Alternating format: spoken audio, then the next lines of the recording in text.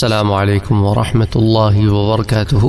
حضرت ابو ہریرہ رضی اللہ تعالی عنہ سے روایت ہے کہ حضور صلی اللہ علیہ وآلہ وسلم نے ارشاد فرمایا کہ تم میں سے ادنا ٹھکانے والے جنتی سے رب فرمائے گا آرزو کرو، وہ آرزو کرے گا، اور آرزو کرے گا تو اس سے فرمائے گا کہ کیا تو نے آرزو کر لی ہے؟ وہ کہے گا ہاں، تو اس سے فرمائے گا جو تو نے آرزویں کی ہیں فَإِنَّ لَكَ مَا تَمَنَّيْتَ، جو تو نے آرزویں کی ہیں وہ اور اس کے ساتھ اتنا ہی تیرے لیے ہے۔ اللہ اکبر۔ اس روایت کو امام مسلم نے روایت کیا ہے۔ اب اس میں جو لفظ آیا ہے فَيَتَمَنَّا، اور اس کا 2 بار ذکر آیا ہے، تمنا فَيَتَمَنَّا وَيَتَمَنَّا، تو یہ جو فرمانا ہے علماء کہتے ہیں یہ زیادتی کے لیے، زیادتی بیان کرنے کے لیے، یعنی بندہ آرزو کرے گا اور خوب ہی کرے گا، بار بار کرے گا، جہاں تک اس کا خیال پہنچ سکتا ہے، جہاں تک اس کی تمنائیں پہنچ سکتی ہیں سب کر لے گا۔ خیال رہے کہ تمنا اور امید میں بڑا فرق ہے۔ امید تو صرف ہو سکنے والی بات ہوتی ہے، مگر تمنا ان ہونے والی بات بھی ہو سکتی ہے کہ مجھے اس چیز کی تمنا ہے، تو ہو سکتا ہے کسی ایسی چیز کی تمنا ہو جو ان ہونی ہو، اور امید یہ ہو سکنے والی چیز ہوتی ہے۔ اب مثال کے طور پہ ایک بوڑھا آدمی یہ تمنا تو کر سکتا ہے کہ میری جوانی لوٹ آئے، کیونکہ یہ ان ہونی ہے، مگر یہ امید نہیں کرتا کہ جوانی لوٹ آئے گی۔ ایک گناہگار آدمی امید کرتا ہے کہ معاف کر دیا جائے گا اور توبہ استغفار کرتا ہے، یعنی ہو سکنے والی چیز ہے نا، اس میں تمنا نہیں ہے، اس میں امید ہے۔ اور دوسرا نقطہ کہ یہاں یعنی وہ تمنائیں پوری ہوئیں تیری مانگ سے اور اتنی ہی اور دیا اپنے رحم سے، تو یہاں پر ایک گناہ ساتھ ہی دے گا جب انسان تمنا کرے گا، اور آخر میں 10 گنا اور دے گا، تو اس لیے یہ 10 گنا والے کی نفی نہیں ہے۔ اسی طرح ایک روایت میں آتا ہے کہ حضور صلی اللہ علیہ وآلہ وسلم نے ارشاد فرمایا صیحان وجیحان والفرات والنیل کل من انہار الجنہ، کہ سیحان، جیحان، فرات اور نیل یہ سب جنت کی نہروں میں سے، یہ صحیح مسلم کی روایت ہے۔ تو خیال رہے کہ یہ سیحون اور جیحون یہ ملک ارمن میں 2 نہریں ہیں، یعنی ترکستان اور خراسان میں، اور ایک تو عراق میں ہے فرات، اور دوسری یہ نیل چلے جائیں ادھر ایجپٹ وغیرہ کے علاقوں میں، تو اس علاقے میں تو فرات جو ہے وہ اگر اسپیسیفکلی دیکھیں تو کوفہ کے قریب ہے، نیل مصر میں ہے، تو ان چاروں نہروں کا جنت سے ہونا اس کی بہت توجیہیں کی گئی ہیں، مگر قوی یہ ہے کہ کوئی تعویل نہ کی جائے، اسے اپنے ظاہر پر رکھا جائے کہ جنت سے ان کا پانی پہاڑوں میں بھیجا گیا اور پہاڑوں سے ان میدانوں میں جاری کیا گیا، چنانچہ یہ پانی بہت شیریں ہیں، حازم ہیں۔ ان نہروں پر حضرات انبیاء کرام، بزرگان دین بہت ہی کثرت سے تشریف فرما ہوئے ہیں۔ قرب قیامت جب قوم یاجوج و ماجوج کا خروج ہوگا تو قرآن مجید، علم دین، حجر اسود، مقام ابراہیم اور یہ چاروں نہریں دنیا سے غائب کر دی جائیں گی۔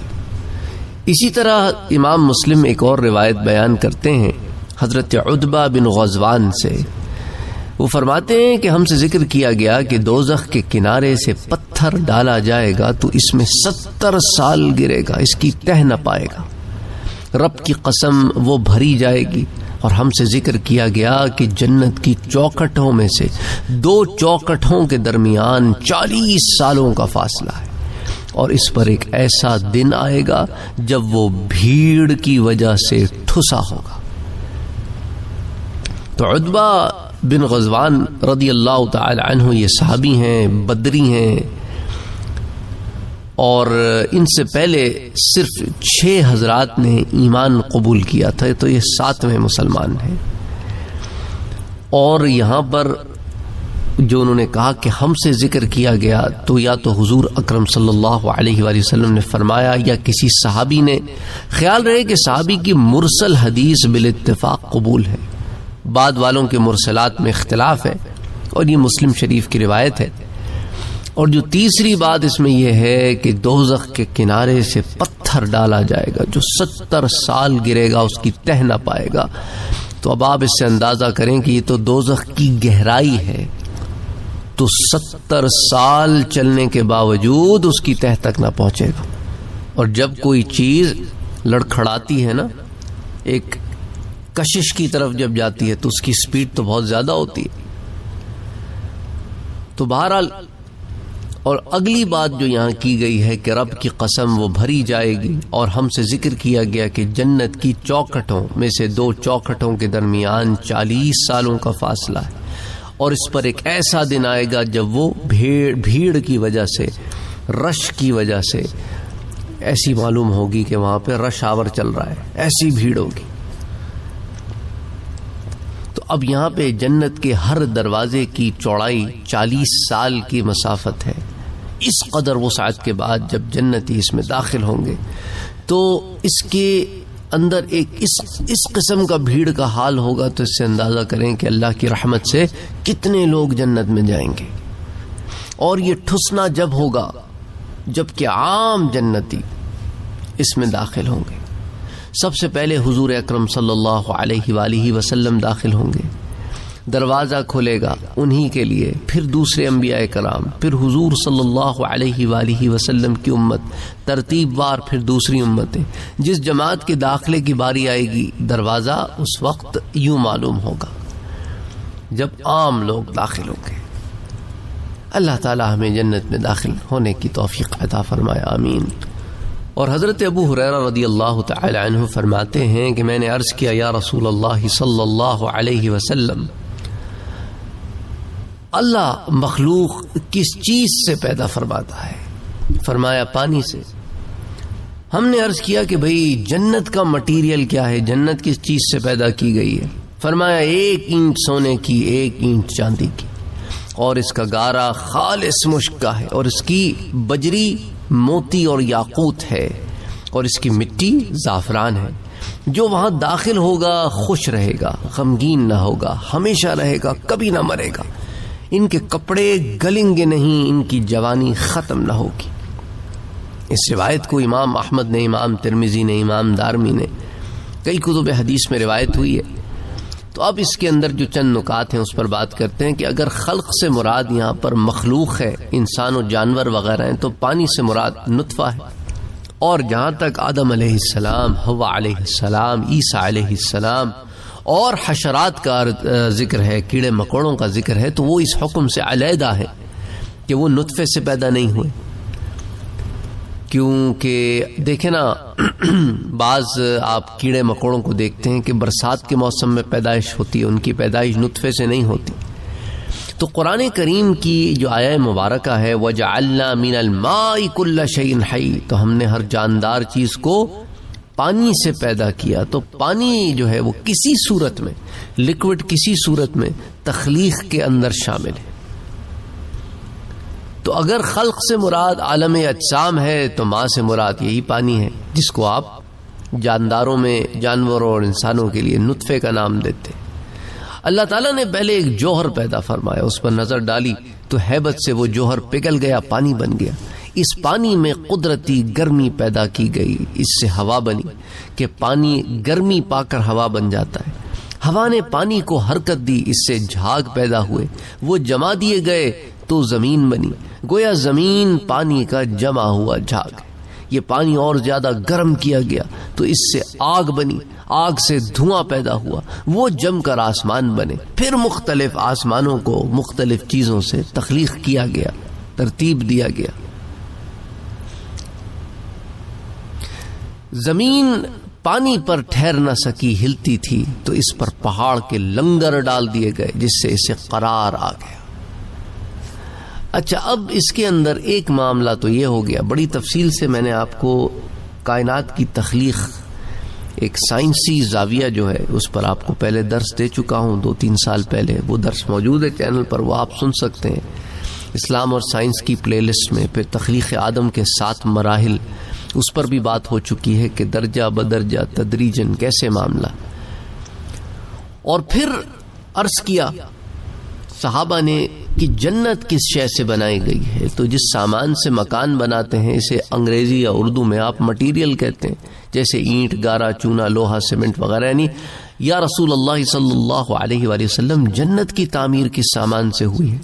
تو معلوم ہوا کہ حضرات صحابہ کا ایمان تھا کہ حضور صلی اللہ علیہ وآلہ وسلم ہر چیز کی حقیقت سے واقف ہیں، حضور سے ایسے باریک سوال کرتے ہیں، اور سرکار یہ نہیں فرماتے کہ اچھا جبریل امین آئیں گے تو ان سے پوچھ لیں گے۔ یہ باتیں تو حضرت جبرائیل امین کو بھی معلوم نہ تھیں جو حضور فرما رہے ہیں۔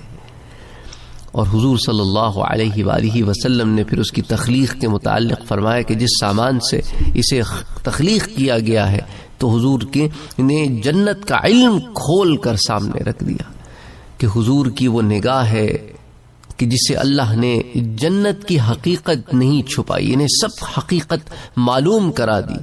تو خیال رہے کہ سونا پیلا ہوتا ہے اور چاندی سفید ہوتی ہے، تو جو دیوار ان اینٹوں سے بنے وہ کیسی خوشنما ہوگی۔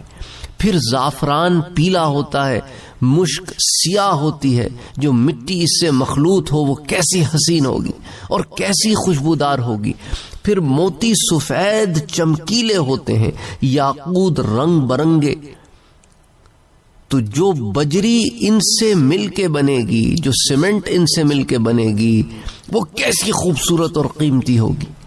پھر وہاں کے درخت گہرے رنگ کے سبز، ان رنگتوں کے ملنے سے جو حسن پیدا ہوا وہ بغیر دیکھے سمجھ میں آ ہی نہیں سکتا۔ انشاءاللہ دیکھ کر ہی سمجھیں گے اور سمجھائیں گے۔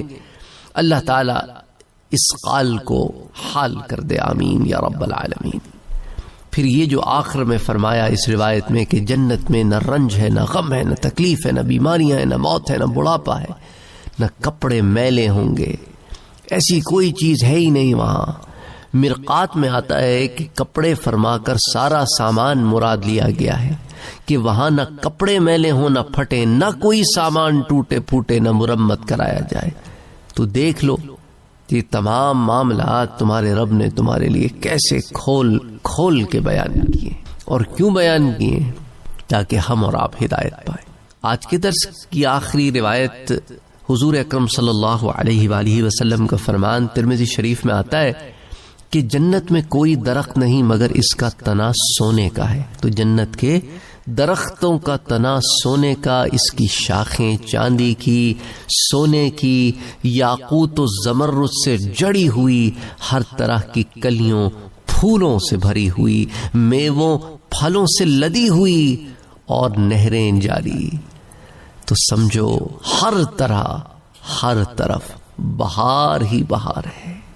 اللہ اکبر، اللہ اکبر، اللہم صلی وسلم وبارک علی سیدنا وحبیبنا وشفیعنا محمد صلی اللہ علیہ وسلم۔ اگر آپ نے ابھی تک ہمارے چینل کو سبسکرائب نہیں کیا ہے تو سبسکرائب کا بٹن دبائیں، بیل کے آئیکن کو پریس کریں تاکہ آپ کو ریگولر نوٹیفیکیشن اپڈیٹس مل سکے، اور آپ ہمیں ہمارے لائیو سیشنز میں بھی جوائن کر سکیں۔ ویڈیو پسند آنے کی صورت میں لائک، شیئر اور کمنٹ کرنا نہ بھولیں۔